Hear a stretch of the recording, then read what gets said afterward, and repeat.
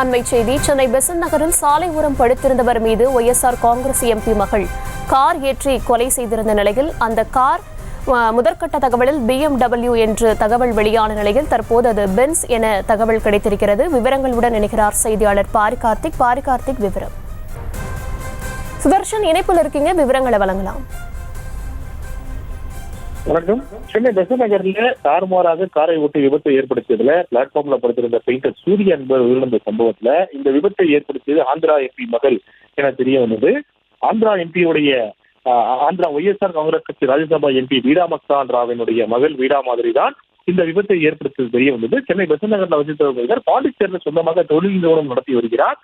கண்காணிப்பு கேமரா பதிவுகளுடன் வாகனத்தை கண்டுபிடித்த அடையார் போக்குவரத்து புலனாய்வு போலீசார் விசாரணைக்கு ஆஜராகும்படி வீடா மாதிரி அழைத்திருந்தனர். விசாரணைக்கு ஆஜராகி அவர் காவல் நிலையத்துல அவர் கைது செய்யப்பட்டு, அதாவது அவரிடம் விசாரணை நடத்தியதுல தான் வாகனத்தை இயக்கியது ஒப்புக்கொண்டதன் பேர்ல அவரை கைது செய்து அதன் பிறகு ஸ்டேஷன் பெயிலே அவங்க ரிலீஸ் பண்ணியிருந்தாங்க. தொடர்ந்து இந்த வாகனம் நேற்று வரை BMW என்று சொல்லப்பட்டிருக்கு. ஆனால் தற்போதுதான் இது பென்ஸ் எஸ் கிளாஸ் 350 இந்த ரக வகை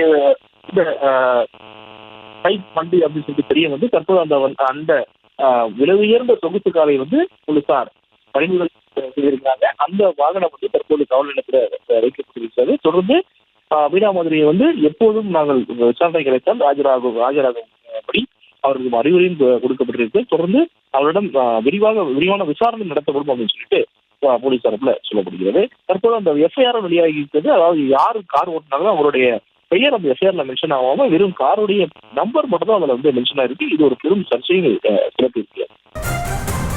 விவரங்களுக்கு நன்றி சுதர்ஷன். செய்திகளை உடனுக்குடனும் துல்லியமாகவும் தெரிந்து கொள்ள சப்ஸ்கிரைப் பண்ணுங்க.